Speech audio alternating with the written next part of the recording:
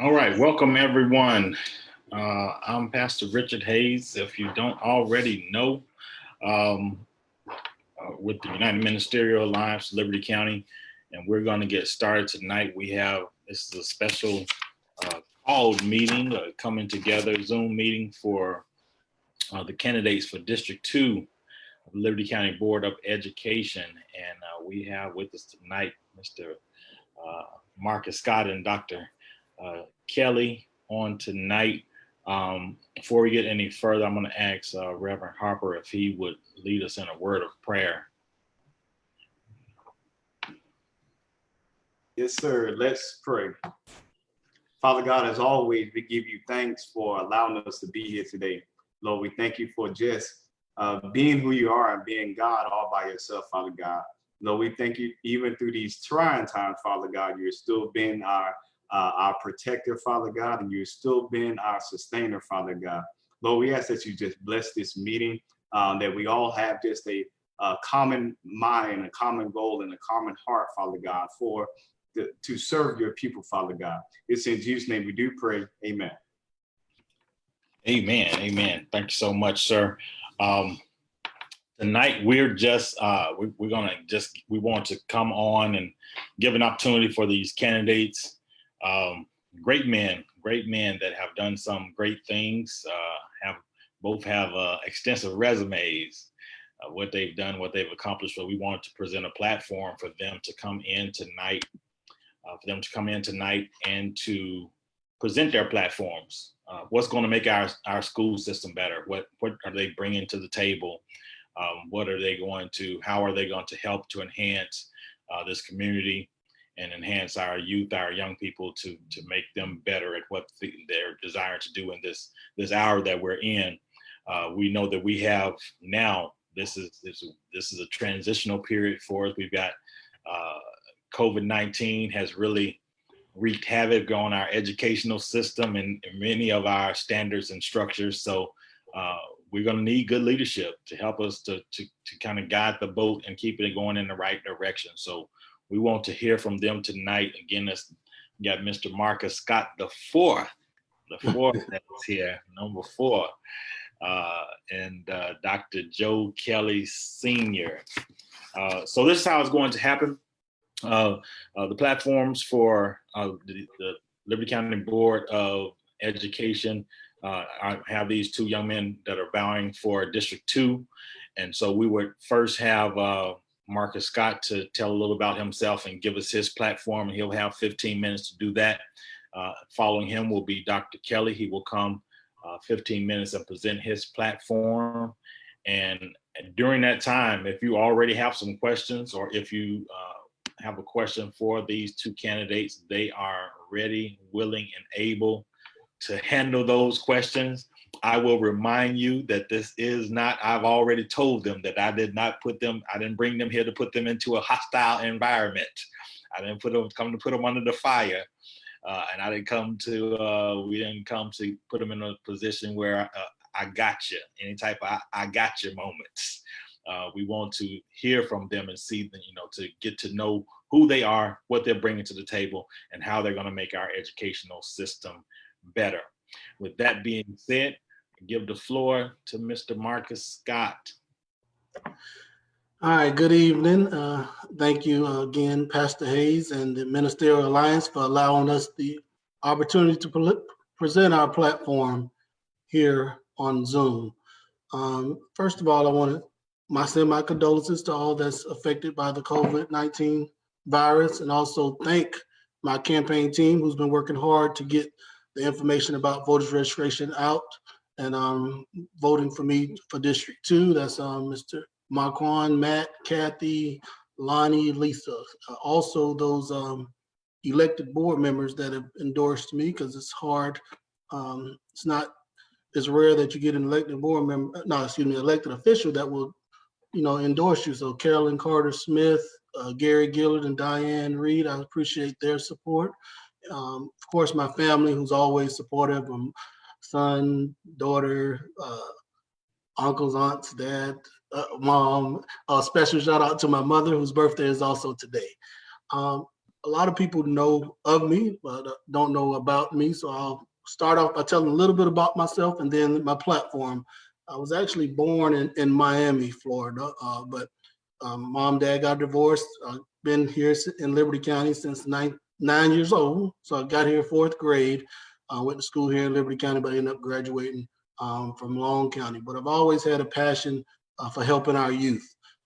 So after graduating high school in Liberty County, but graduated in Long County, but after attending school in Liberty County, I went to work 2 part-time jobs, also volunteer coaching for the Liberty County Rec Department right out of high school in Southern, substitute teaching, because again, I wanted to give back to the community. But my dad, knew there was a better plan for me. He said, you either go to the military or go to college. I chose to go to college. And with that, started college with no expectations because neither my mother or father graduated from high school. So knowing that route for college was difficult. And I wanted to make sure that I'm in a position where kids that may not know how to apply to college and those different things, that's why I do a lot of the things that I do, and it's easier for them to be able to go to college and understand what to expect when they get to college. And although they didn't go to college, they did tell us, that education is the great equalizer. So we definitely understood the importance of college. So after graduating from college, I went to teach in Liberty County school system at Midway Middle School, where I had the highest math scores in the district for a couple of years, and quickly became an assistant principal in Glenn County. At 28, was the youngest assistant principal in Glenn County at the time.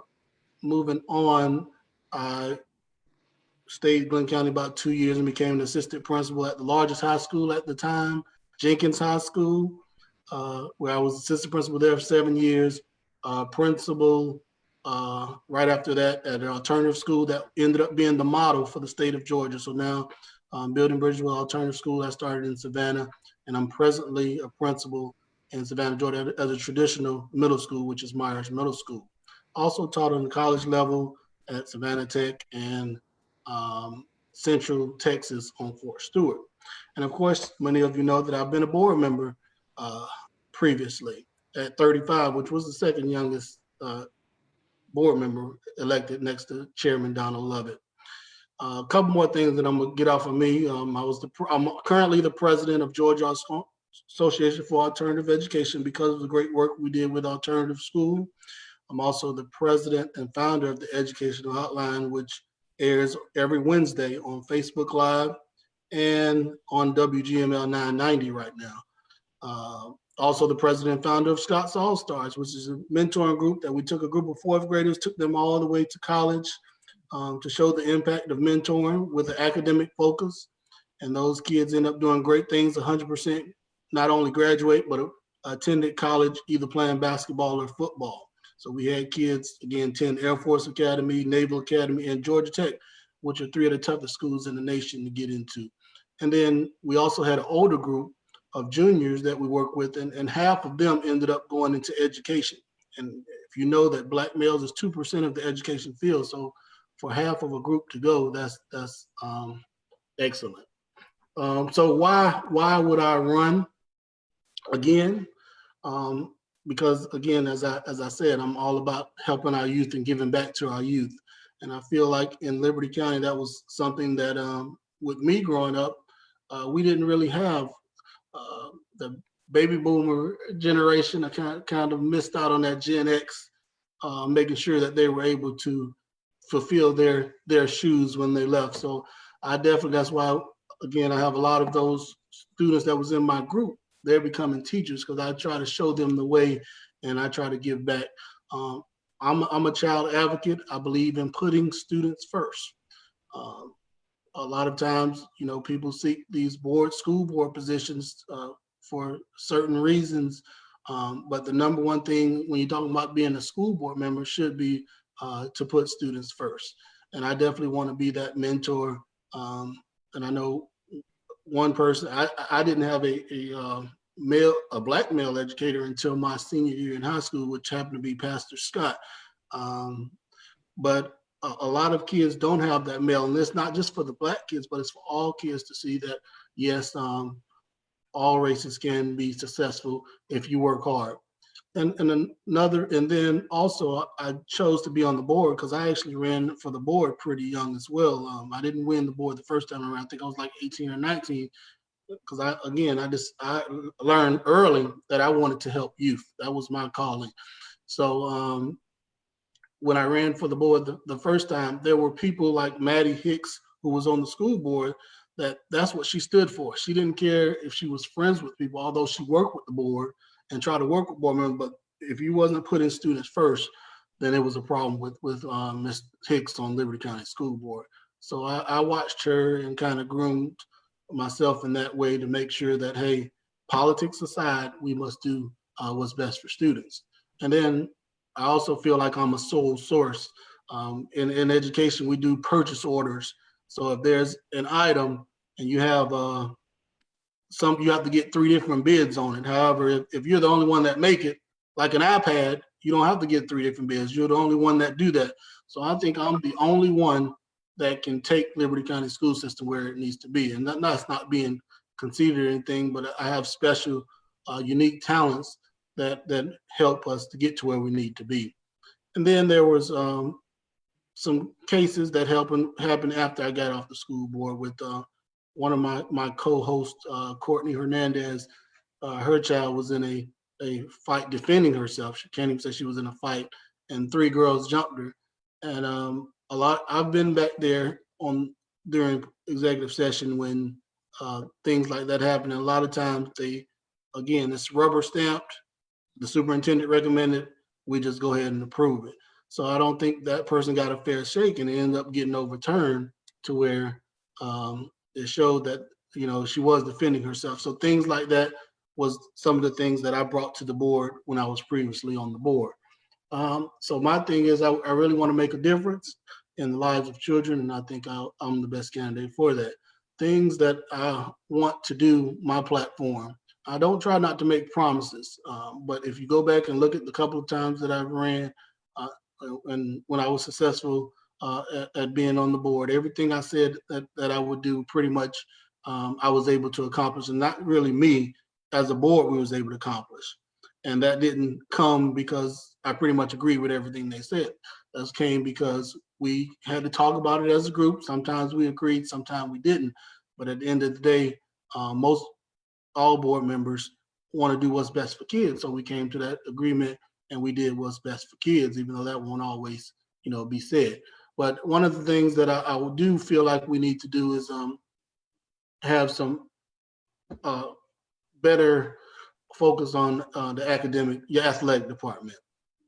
Of course, that's not number one, but our middle school sports, several sports we don't have, which when they get to high school, they're lagging behind. And we also, if we have a director for everything else, if we're saying we have a focus on athletics, we need to have an athletic director that's in central office. But one of my top priority, and will always be my top priority, is making sure that kids are academically successful. And that happens by doing the right thing for students and making sure that we put students first. When you go to board members now, board meetings now, you'll see a lot of talking about different bids and things when the focus should be on academics. When we was on the board, we had to focus on CCRPI, on the curriculum. Those should be your focus when you're talking about being a board member. And then I will continue to be transparent.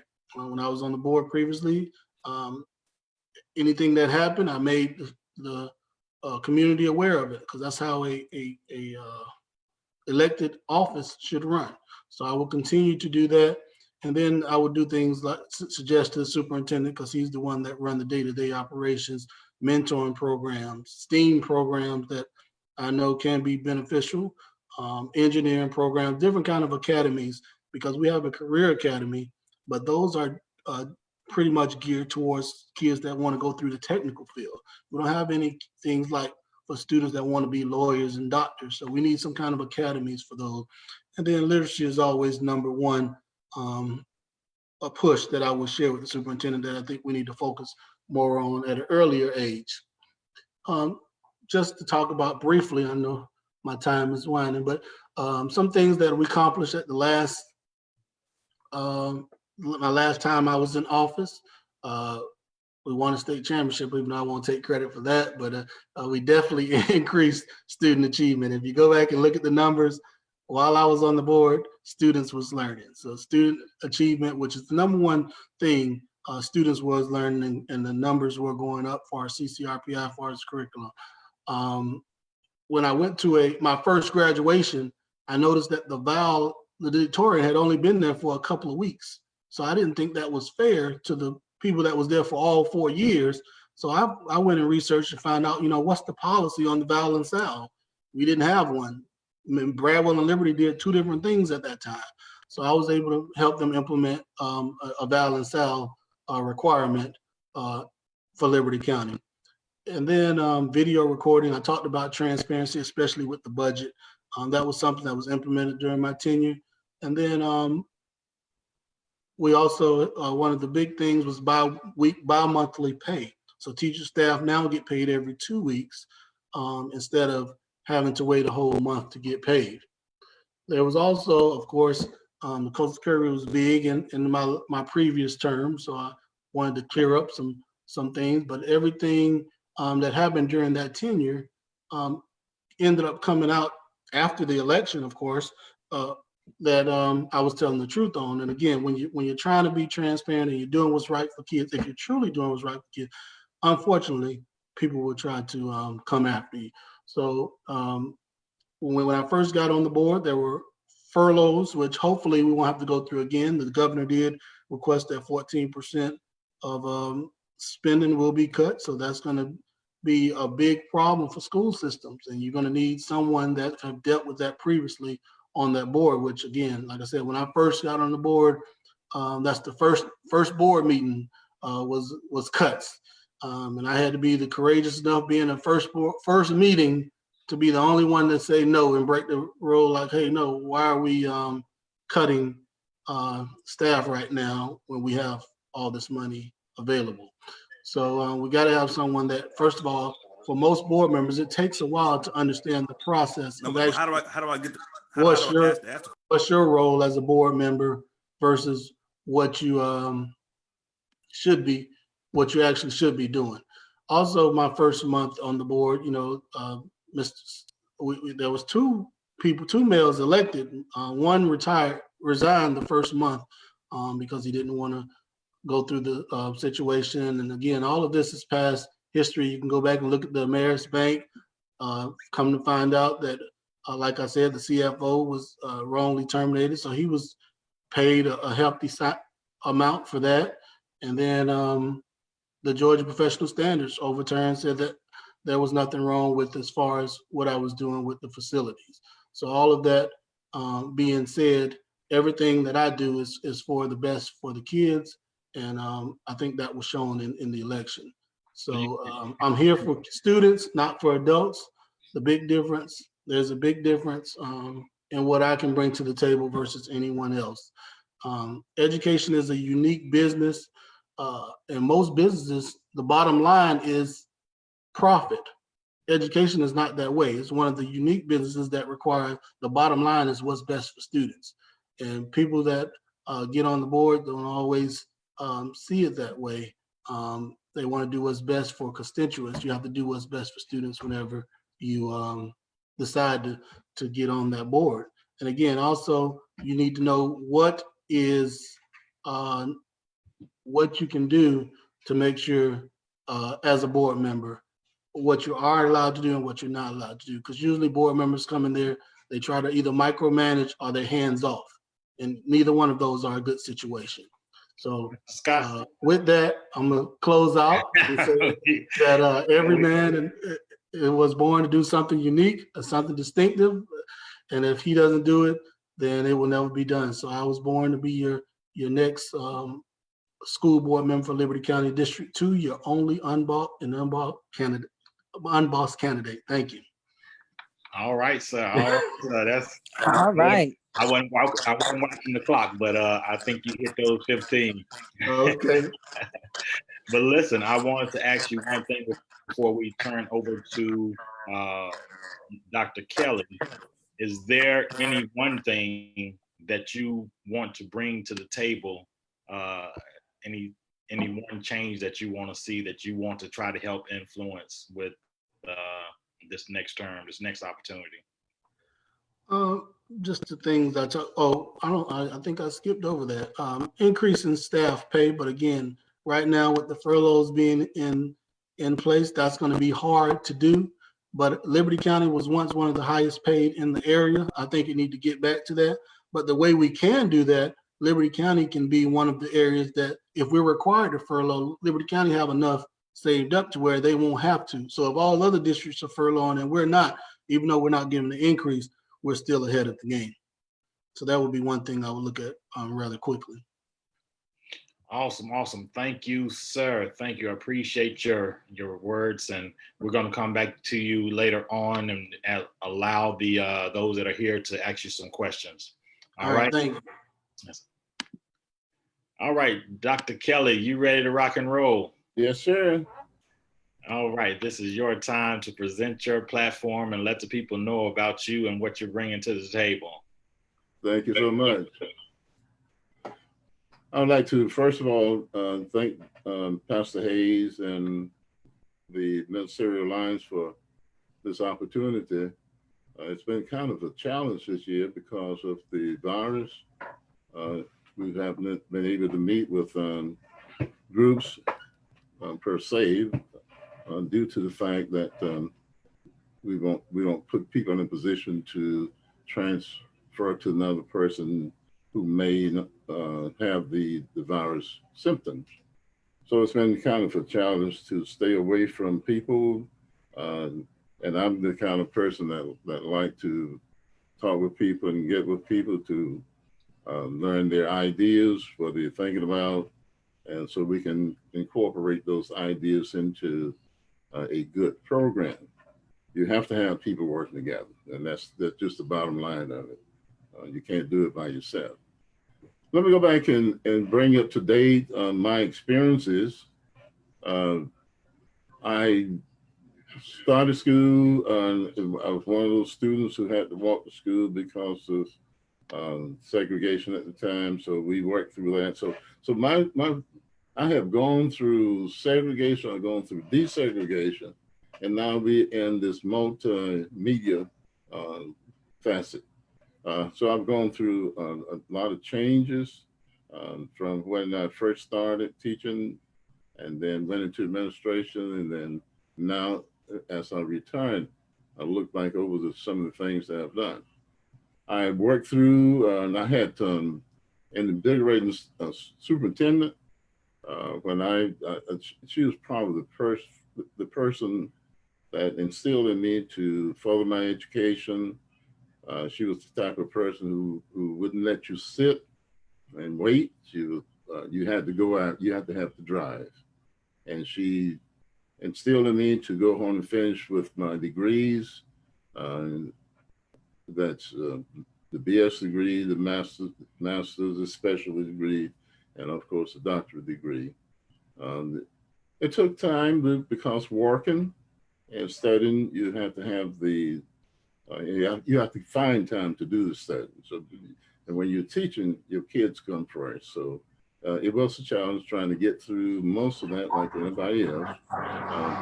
But I made it, and I'm so proud of the fact that I had those experiences to do some things.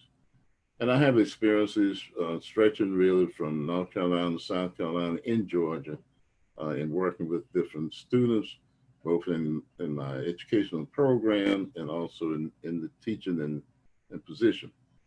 And I started as a teacher coach, coaching baseball and basketball and teaching science for 7 years. And then I was promoted to assistant principal and then finally principal.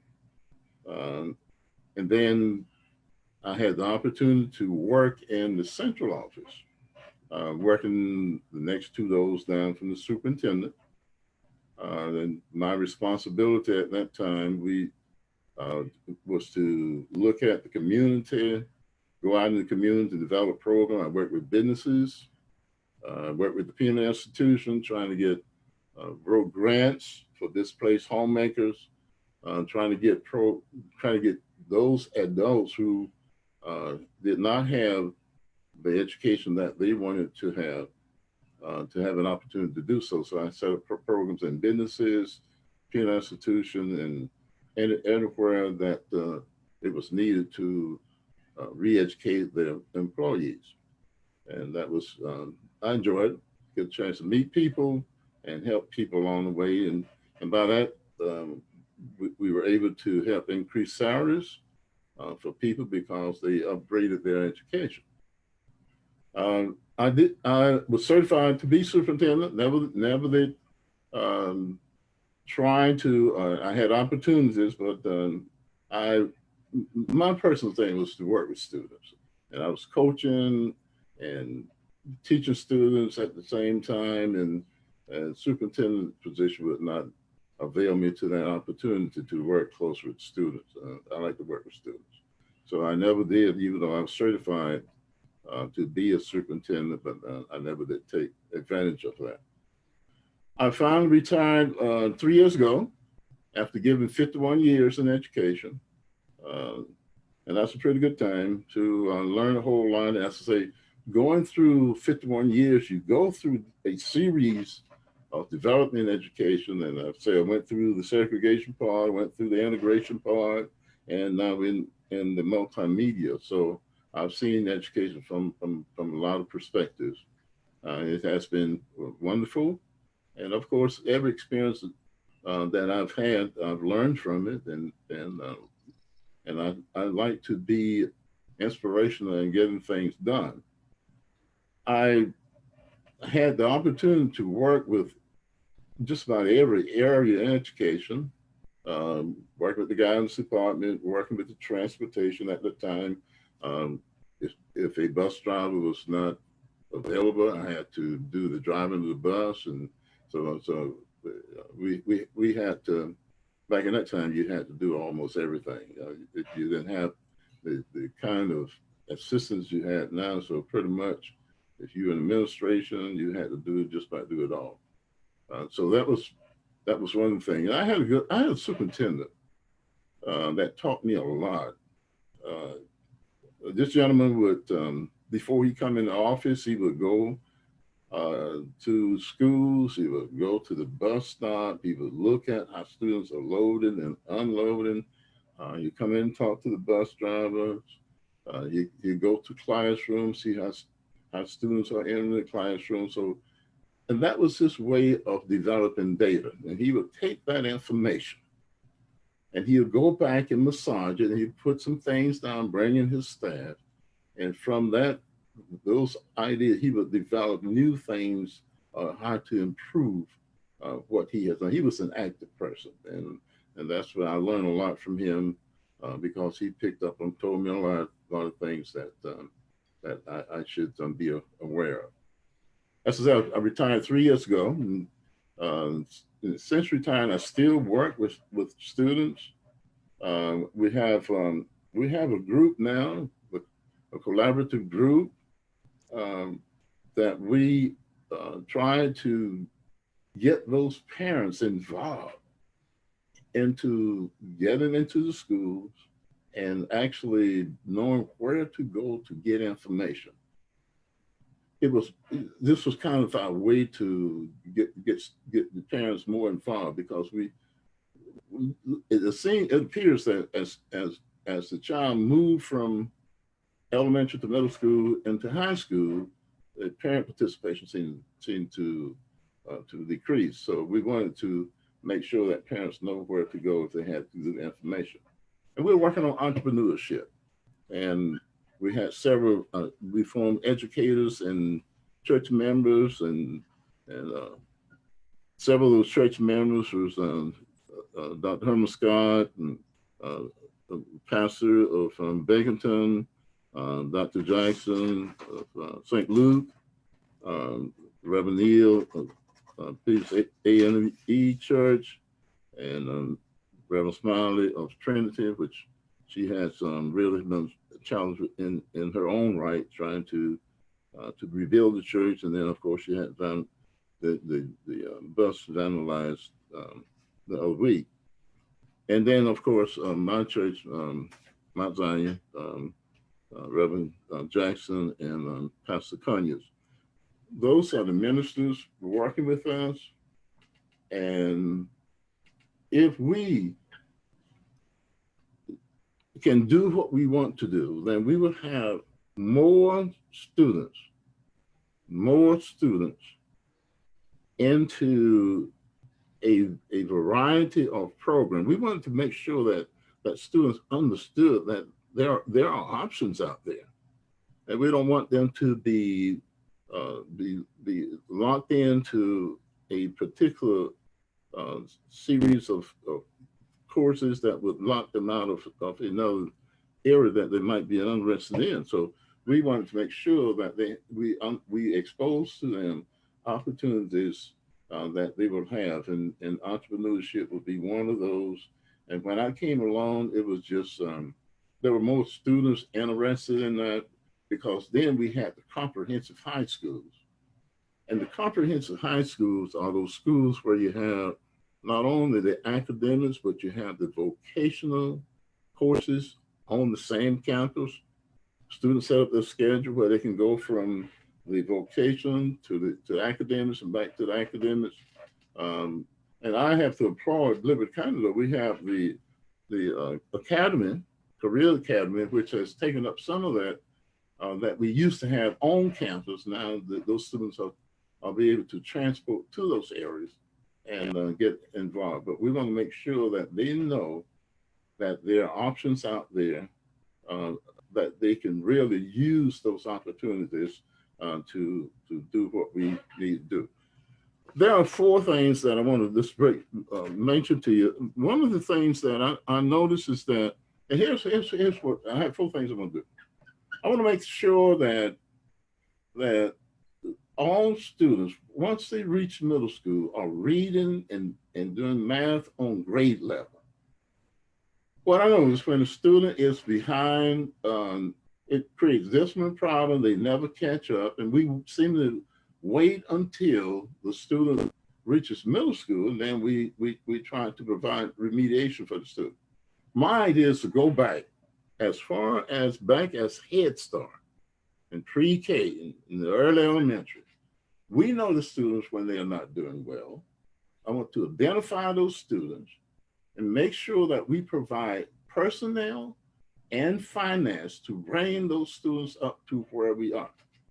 When I think about that, I think about Jesus when he was talking about the 100 sheep and one fell in the ditch. And he said, what would you do? Would you go with the 99 or go get the one out of the ditch? We have some students who have fallen into the ditch, not because they're own, but because of economic situation. The parents can't provide those extra things for them. They're trying to meet day-to-day operations. And we need to make sure that we have those students have the same opportunities as other students. So that's what I'm going to look at going back now and make sure we get students caught up so they won't be behind. We know they're behind. So why not work on getting up to par before they get into the middle school, because middle school becomes a very serious problem, a very serious challenge, not a problem, but a challenge. That's one thing. The other thing I want to look at, I'm going back to that issue in a few minutes. The other thing I want to look at would be our senior students. In other words, you ask them what they're going to do when they finish school, they don't know. I've heard it so many times.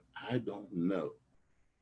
A student has spent 12 years in school, should have some idea of where they head. Now, they may change profession. Everybody, it's estimated that a person would change 3 or 4 times before they get to where they want to be as far as their livelihood is concerned.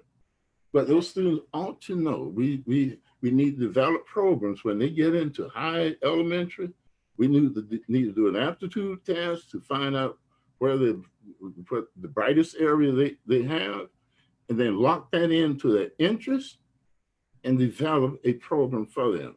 And I can see now where kids will be coming home saying, I did this today, I did that today, and be interested in it, because now they're in an area where they can see progress. And that's an area that they say they're interested in. So we set up programs to get those students through that particular area. The other area that I'm coming back to that in a few minutes.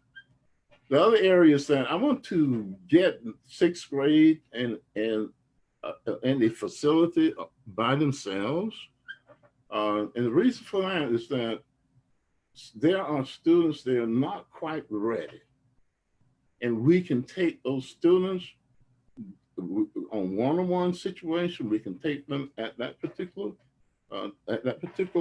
time in their education. Give them the extra effort. If they're not quite ready, we can make them ready during the isolation of that sixth grade, putting them by themselves and giving them everything they need at that particular level to move into the middle school, where they will have the skills of, and we're concentrating on math and reading. They have to be on math and reading. Those are two areas that they will have to be on grade level, math and reading. And sometimes we get to students, in my years of teaching, sometimes I'm teaching I taught some seventh grade and they read it on fourth grade level. We can't do that. We have to get those students up, and we have to do that early in the development of the student. The other aspect, I want to get our ninth grade into facilities by themselves. This is the other problem area where you have a lot of discipline. Students are not quite as focused as they need to be. And we can take that particular time and look at social issues, look at their development, make sure they're on the track that they're interested in. And when they get into high school, now your high schools now would be 10th, 11th, and 12th grade. So when they get into those areas, they won't run into much complications as far as what they need to do. I want to look at, I'm a big person of collaboration. I think collaboration means you working together, and it keeps you out of problems. We had some problems where we almost lost accreditation, where the school almost went into being governed more by the governor with board members. And we don't want to do that. We want to make sure that we have people working together in collaboration. I can't do it by myself, and I work with people, and that's my skill in working with people. We cannot do things alone. We have to be working together. In order to work together, I like to get I like to form a consortium of business, of professional people, and take the professionals, the students, the teachers, and administrators. They can do the professional job. Let us know what needs to be done. Identify needs, then prioritize those needs, and then give them to us, and with the board, working with a consortium, then we can go back and take a look at finance, we can take a look at personnel, and everything else that we need. So this would be the part of the collaboration to form that consortium of business ministers and community people in order to look at our serious problem and make sure that we are addressing what the schools send to us, or the school system send to us. Make sure that we are addressing, because they have identified. I want them to identify where the needs are. And I want them to prioritize those things and then give us that priority list. And then with a consortium, working with the board, then we can provide ample finance, and we can provide the personnel to be sure that we are providing the students what they need. We can't wait. Kelly, we're getting a little short on time. Is there anything you want to finish up with? I just want to make sure that we talk about the collaboration. That is an important issue that we need to be working together. There are many things. We wait too long to get students in. Everything else, we start early. If a child want to play baseball, we get them to Little League. Want to play football, get them to Part 1. So, but yeah, in the educational system, sometimes we want to wait too long, and then when the student is in middle school, then we become serious about giving remediation. We need to start early. The earliest we can start and get a student up to the standards that we want to, then that's the best thing that we could ever do for a young person. Awesome. Getting them up to standards with collaboration. Absolutely. Thank you both so much for sharing your platform, sharing a little bit more about who you are and what you stand for and what you're going to bring to the table for our students at Liberty County through the Liberty County educational system. Now we're getting ready to go into a section now where everybody has been muted out. Everybody's been muted out. And we are live on Facebook. Tonight, we won't address any of the questions on Facebook, but from those that are here on the Zoom that are keyed into this Zoom, we will have an opportunity for you to ask any questions that you may have. Now, let me tell you this also, that I've already told both candidates that if I deem that this question is hostile or putting them in a compromising situation, this is not the platform for that. This isn't a debate. This isn't an attack on either of these candidates. This is actually an environment for the pastors and the ministers and the clergy to have a platform for us to hear what our candidates are and who they are, and learn a little bit more about them. But we've opened it up for the public to have an opportunity to just listen in, because they haven't had many platforms to address the community as a whole. So this is primarily for the pastors, but we're going to open up the questions, and they won't have to say a word, because I'll step in and say we're not going to answer that question if I deem it to be something that's going to be hostile, to put them in a compromising situation, because we've already spoken to them and they weren't prepared to be on the defensive on tonight. So if it's pertaining to education, pertaining to how it's going to better our community, by all means, I'm going to open it up to you with a question, and we're going to do that and ask if you would just raise your hand visually, or if you can use the icon that's on the Zoom app at the bottom. It'll allow you to raise your hand. All right. We in agreement. So I'm going to unmute you there, Mr. Scott.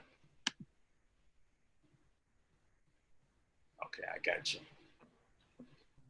All right. Do we have any questions? Okay, and Miss Lynn Williams. Hold on, give me a minute. Let me unmute you up here. Go ahead, ma'am. We can't hear you.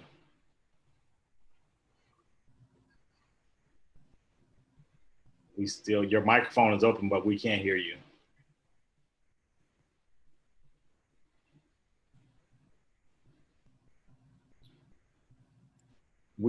We can't hear you, ma'am. Can you hear me? All right, we can't hear you. We're gonna move over to Miss Shirley Gar. All right, Miss Gar. Hi, that's loud there. Hi, can you hear me? Yes. Okay, that's my mom. She just wanted to say, because Marcus Scott is my brother, and she just wanted to let him know that she's very proud of him, and she know that he's going to do great work as the school board leader, as one of the school board leaders. Also, good luck to the other candidate as well. They both have good things that they're saying about what they want to do with the schools. But I do know that education is key for our students. And we just want to say in advance, congratulations, Marcus, on being elected for District 2. All right. Thank you. Thank you. Thank you for the vote of confidence for Mr. Scott. All right. Do I see any other hands? Ms. Halls. Good evening, everyone. I was listening to Dr. Kelly, and I have a question concerning, he was saying to try to make sure the students are able to read. by the 8th grade. The question I have is what strategies are you gonna have to help children from birth to 3? Because the statistic says that if a child does not know how to read by the 3rd grade, then their educational likelihood will be unsuccessful. And that statistics are tied to the prisons that are built. So I've noticed that the focus was the 8th grade, but what strategies are you possibly going to be using to help birth through 3 actually get those fundamentals down? Because in those first 3 years are the critical years of education, and that if that foundation does not have a plan, it makes it difficult for the rest of the foundations. My emphasis really is before the child get to 8th grade, it's middle school. And of course, now we have middle school with 6th, 7th, and 8th. And of course, if we have the opportunity to do what I would like to do, get the 6th grade into the facility alone, then that will help. But I want to go back. You're absolutely correct. Once the student is behind, it's very difficult for them to catch up. So this is where I want to shift that interest back down to the Head Start program and the pre and K.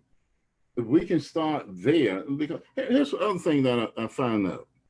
The district is 67% free and reduced lunch, which means that we have parents with financial problems. They're not going to be able to provide students with the extras that the student needs, the extra resources. We're going to have to do that. If the parent can't do it, then that's the purpose of my consortium, forming the consortium of businesses, working in the community to make sure that we are identifying the students. We know once they get in school, we can identify, very easy to identify them, and then make sure that we look at availability of personnel, availability of finance, and directed to get those students, whatever we need to do. We just can't, it's our responsibility as the adult to make sure that no child, and this was back part of the United States emphasis some time ago, no child is left behind. We want to make sure that we get those students into a position where they can keep up and stay up. And it is most difficult when the child is behind. It just simply, like you say, they don't catch up. They stay further and further behind and become more frustrated, more distant problem. But I'm looking back at the earliest part. We have almost 7 years to get a child ready to read and do math on the middle school level. 7 years, and we can do it.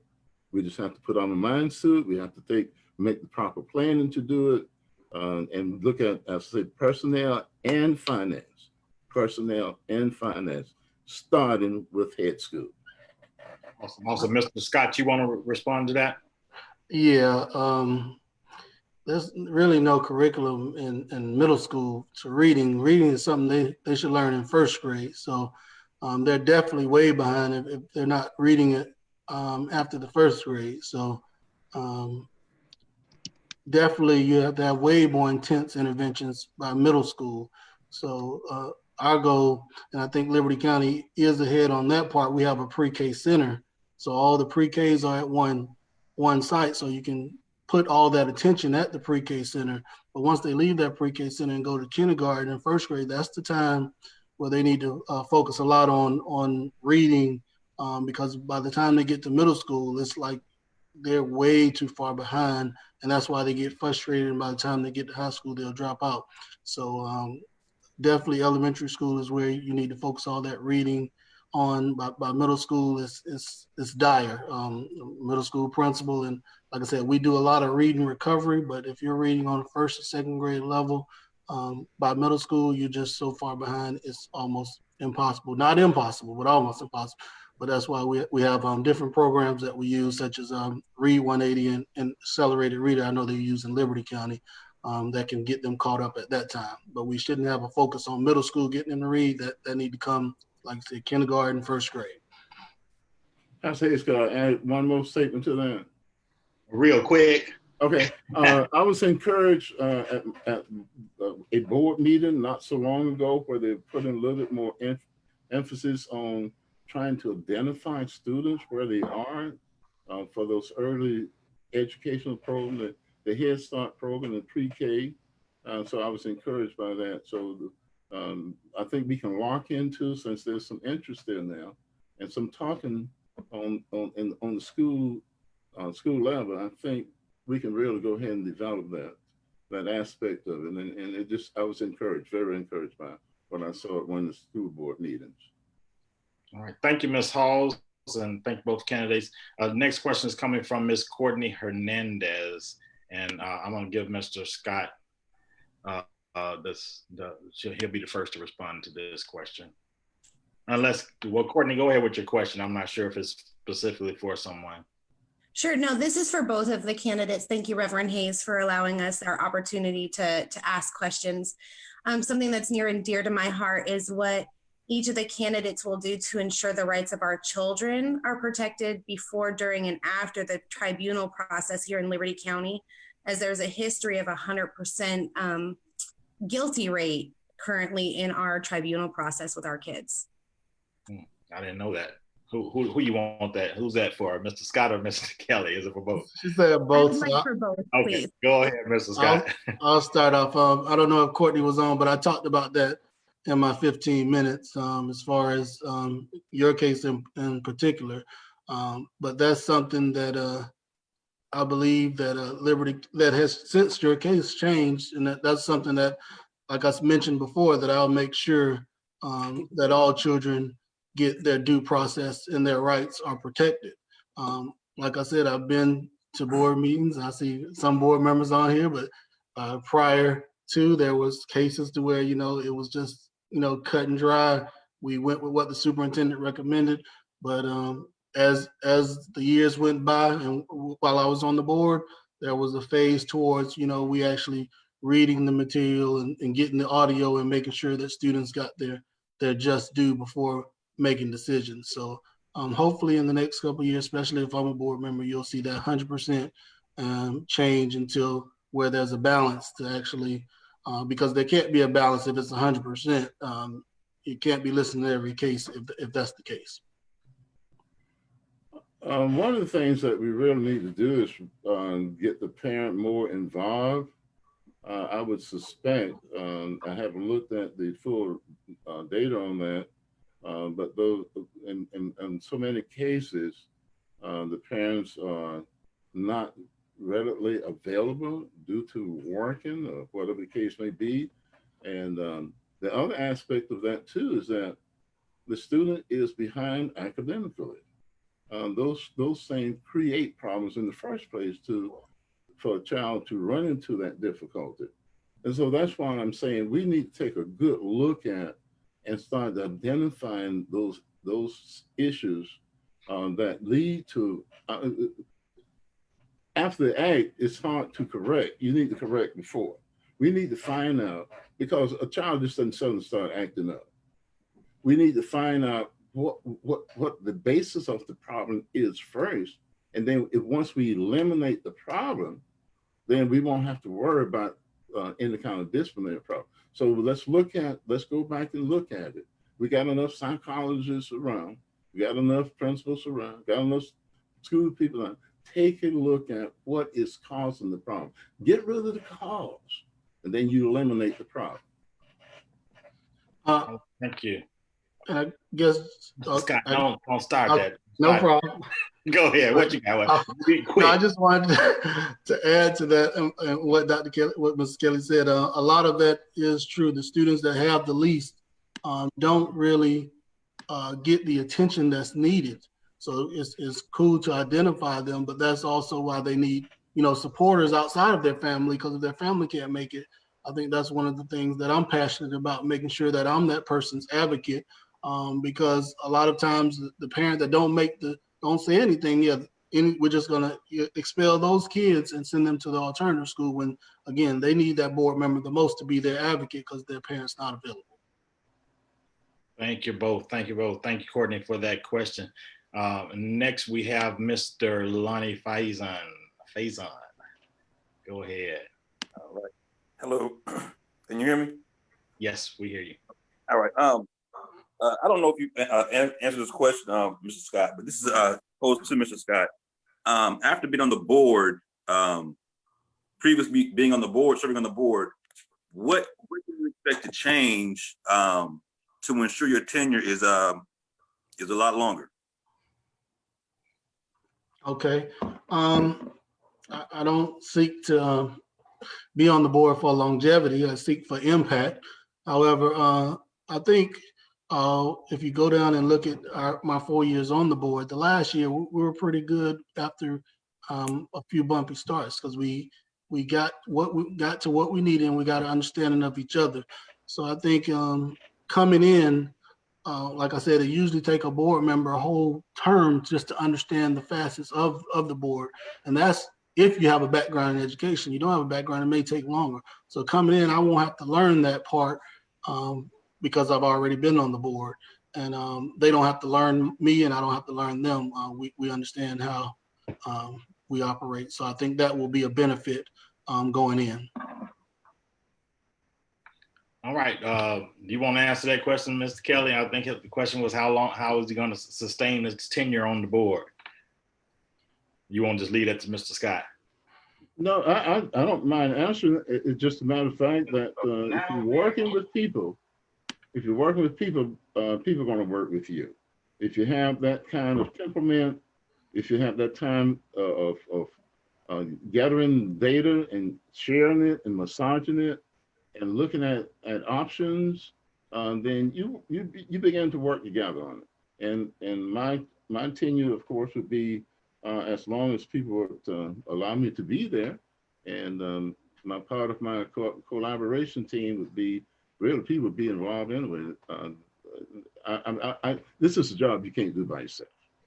So my job is to bring people together so we can find solutions to problems. We got people out there with expertise, so let's bring them in. Let's bring them in and let's solve the problems for the betterment of our students. Thank you, Mr. Faison. And candidates, we're going to ask now, we're going to open it up for Mr. Morgan, well, April Morgan. I see a Mr., but I see April. Okay, first of all, I think this whole thing, you gotta have, I hear all them talking right, but I wanna be able to ask, what are they gonna do in about 5 years that's gonna make it better? The kids are gonna know what are y'all gonna do, because most of the time when y'all get up there, y'all tell us you're gonna do a lot, but it never takes place. So what are some of y'all's major goals that's going to do a tremendous impact that everybody can see as a community and the kids will benefit? So thank you. 1 minute, Mr. Kelly, can you give me that? I'm coming with you for 1 minute too, Mr. Scott. Okay. The idea of working together so people can understand what the problems and issues are, just being open, discussion, bring people together, solving the issues. As I said, I can't do it by myself. It's going to take people working together to look at what we need to do. And if we can start early, we can eliminate a whole lot of things. If we start earlier with students, identifying their skills, identifying where their needs are, and then addressing those, then we can eliminate a whole lot of problems and we don't have to worry about whether or not a student is interested in school or whether or not the student is behaving in school. So that's my purpose of bringing people together to share, so people can share their expertise with us.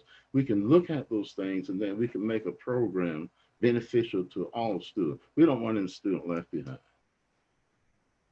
Thank you, sir. Go ahead, Mr. Scott. This is not a personal move for me. I mean, not a political move for me. It's personal.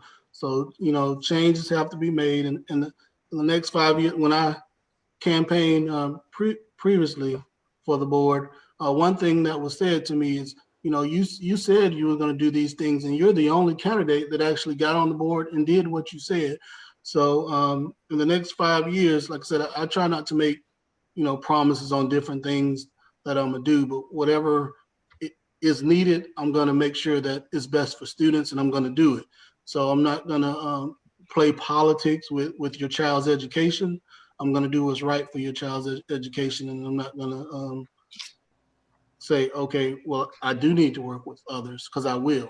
That's my goal, is to work with others, but we can't keep putting that first when students are first. So there are times when you have to work with others, and there are times when you have to agree to disagree. But the goal is always to work with others, but making sure that students' rights and students are treated to the best of their abilities, and teachers are taken care of as well. Because if the teachers are not taken care of, then of course that will trickle down into the students. So all of those things you have to look into, take into consideration when working with people. And the reason you're elected is so you can represent that district. And sometimes it will gel with the others, and sometimes it won't. But hopefully you all can agree to disagree and be sensible. All right, thank you. I see no more hands, so I got a couple of questions I need to toss at you. Okay. And I'm gonna take one Facebook question from someone that was trying to get on and could not get on, but I'm gonna do this. Here's what I've got for you. Just for my own understanding, and for those that are listening to so that their understanding. In general, where is District 2 located? What does that cover? Is that an area that is covered? Yeah. District 2 pretty much covers from what is that? Not Eagles Landing, but further down Eagles Landing on down South Main, the left side, and all the way over to what is that? Hawthorne, and then it goes across to Veterans Parkway on the right side of Veterans Parkway. So it's one of the smaller areas, but it is covers a lot of ground. So if you're coming 196, it'll be once you pass Frozen Paradise, all that stuff on the left. And once you pass Veterans Parkway and keep going like you're going toward Fort Stewart, all that on the right. Did I miss anything, Mr. Kelly? To go really back in there by Caswell, back McCaffrey is pretty much one of the borders up to that highway, and then all back over Kelly Drive, back in that area. Yeah. Paul Casway coming back up through Eagle Landing. Not Eagles Landing though. Not part Hawthorne. Hawthorne, yeah. Part of that, on some areas you have some part of the street, but they have divided in Eagle Landing, so we have to look at that. But the other part is up to South Main, when you turn it by Glen Bryant, back in that area, and also across from the railroad on Unit Street. When you go past Unit Street, back in that area by Vonador, those are all part of District 2. Okay, thank you. I got a question on Facebook from Deborah Morris Reed. She says, will they bring a climate of not being combative with educators in the building so the buildings can be in compliance with the state rules and regulations? Well, that's part of my collaboration plan. This is what we want to avoid. And I understand that, people have different ideas, but once you put something, this is what my old superintendent taught me. Once you have an issue and you bring people in and massage it, good things come out of it. And even though everybody may not have the same perspective, but once you see the need and the need is identified, then you get much more cooperation than you would prior to. So part of my program is I say I'm big on collaboration, bringing people together to solve issues. That's the way the world turns. People solving issues. And part of what I said is that the teachers have to be happy and satisfied in their job in order for students to perform. So we definitely need to meet with teachers and find out, what they feel, not us specifically. Again, we're the board. The superintendent worked for us, but we have to find a way to make sure the superintendent is making sure that staff is getting what they need, and so that students can be successful. One thing too, in order to, students have, they spend a lot of time with discipline problems. If we can get these students up to where they are, then 90% of your discipline problem will disappear. Now, this is not going to happen overnight. That's why we need people working together. Those problems will disappear. Teachers now can teach. Everybody goes home satisfied and excited about what has happened for the day. But we have to do that in order to make sure that teachers have a chance to teach and not be frustrated by having to take care of discipline problems. Thank you very much. Last Facebook question, and it's directed towards you, Mr. Scott. It says, why do you feel it necessary to spend district funds to hire a district athletic director when each high school already have their own athletic facilities and athletic director? Again, I think that's a good question. And part of the answer is in that question. She said each high school. So an athletic director for the district will focus not only on high school, but middle school, and also possibly eventually elementary school. So it's more than just looking at your two high schools, which may have athletic directors that are functioning well. And of course, the middle school have athletic directors as well, but somebody have to get all those people together. Right now, you have, if someone's over the athletic department, it could be somebody that has no knowledge of anything to do with athletics, but they're supervising your athletic directors. So who do the athletic directors go to besides the principal that can tell them, okay, this is what we're going to do from central office perspective? So that would be my suggestion for an athletic director. Again, I'm not a dictator, so if that's not what the district feel like we need, then but I've heard from several, not only people in the system, but people in the community feel like that needs to happen. So again, that's something I'll push until I hear different from my constituents. But I do feel like it's best for students. Thank you, sir. Is there anything you want to weigh in with that, Mr. Kelly, Dr. Kelly? As far as a district director, I'm not sure where we need to expend a little bit more money on that, because if the school athletic director, I was athletic director, and I didn't really need anybody hired telling me what to do because I had the knowledge of doing it myself. You're putting people together and you program for your school. And you can always, coaches always, athletic directors in the school set up a time to meet and discuss issues that would address everything that a coach would need, athletic director would need to do. And I think if you had, perhaps had the person at each school with the basic knowledge of athletics and former coach, and I just think that with the kind of personnel to work together with people, I'm not sure you need to go with another expense. I'm not sure of that. All right.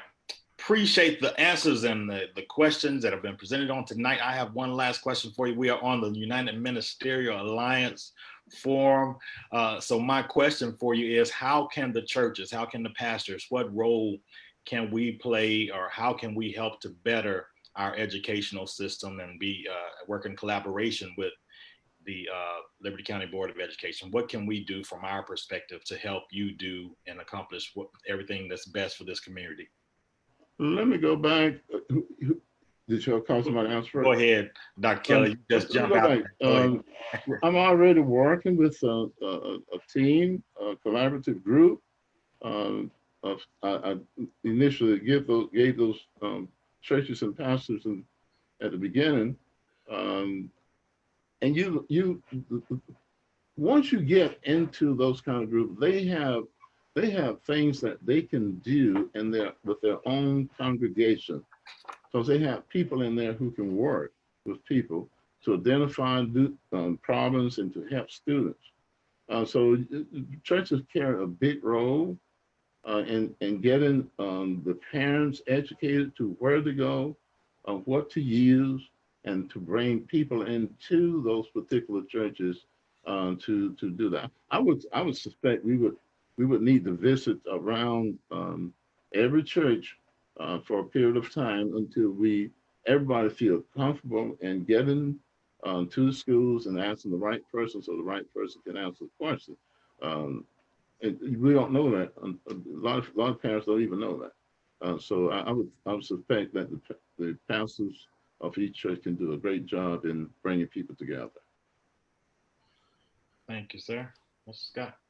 All right, I think we can again keep students first. That's the first thing, but also keep doing what you're doing, because the churches in Liberty County do an excellent job.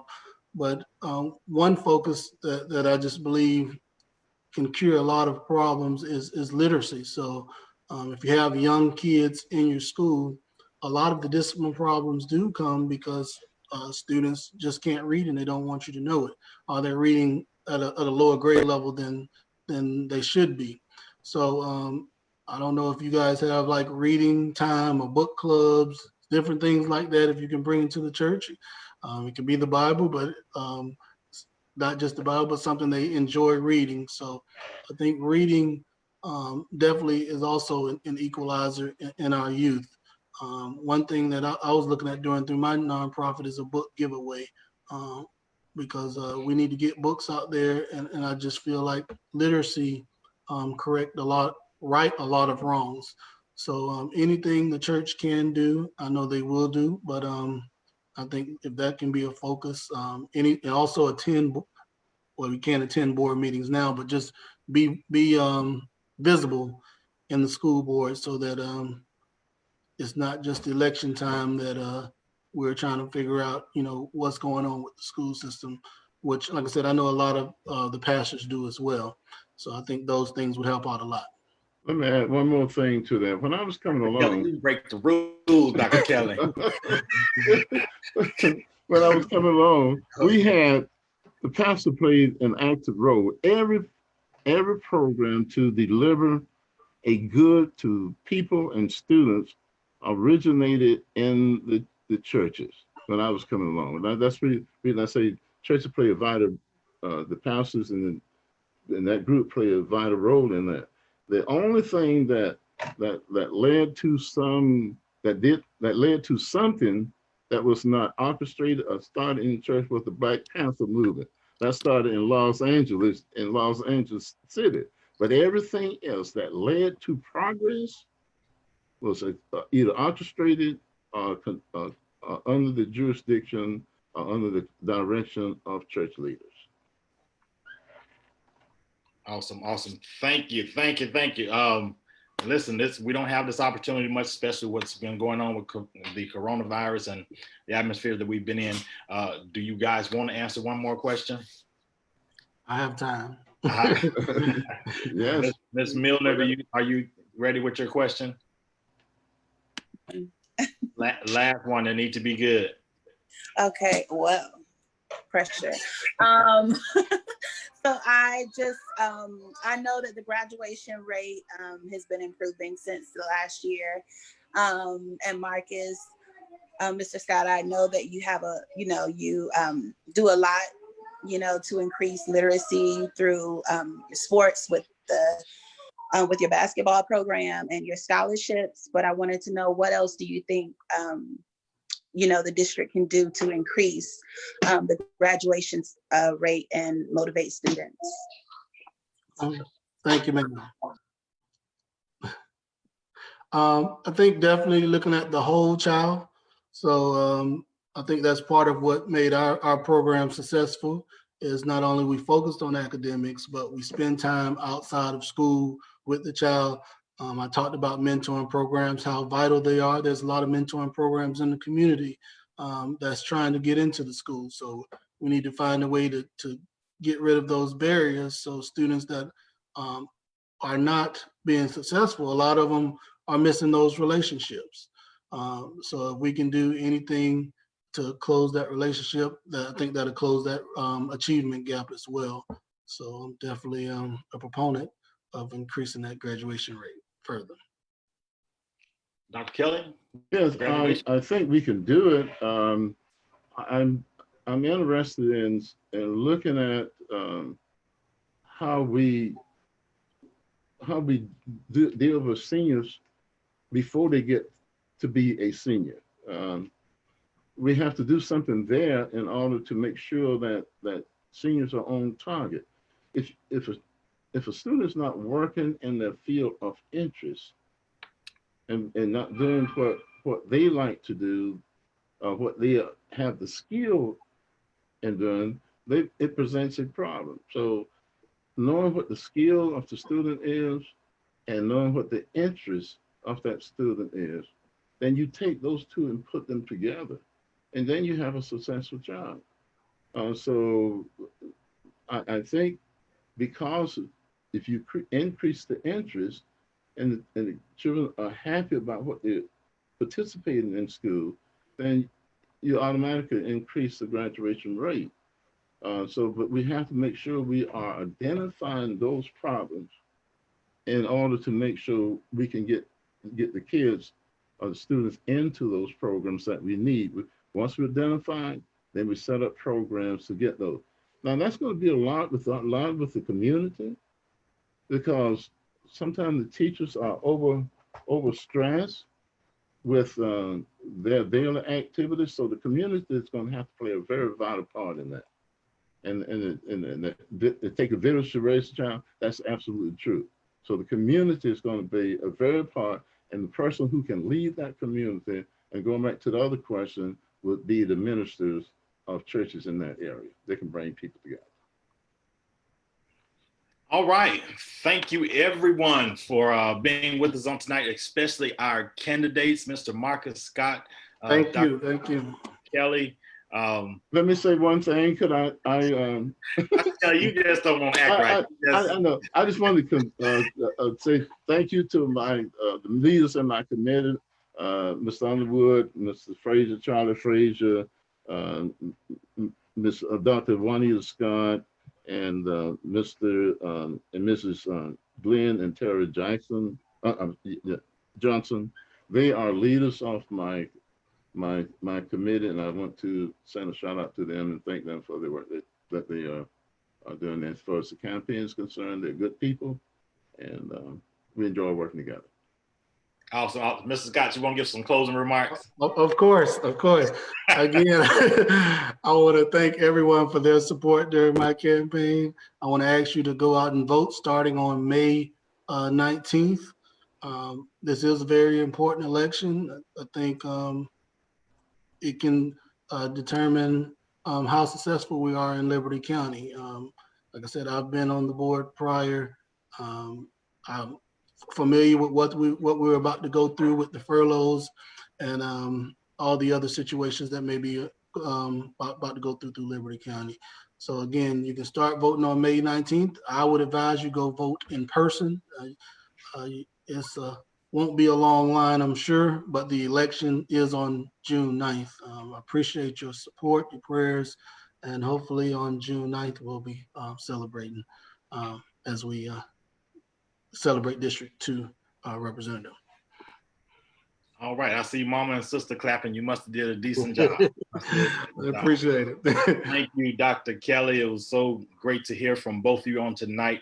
Outstanding job. I hadn't heard either of you in this form on your platform, presenting your platform. So thank you so very much. We appreciate what you're doing, just having the opportunity and taking the initiative to step out and run for those positions to be a betterment and help our children in this community to be better.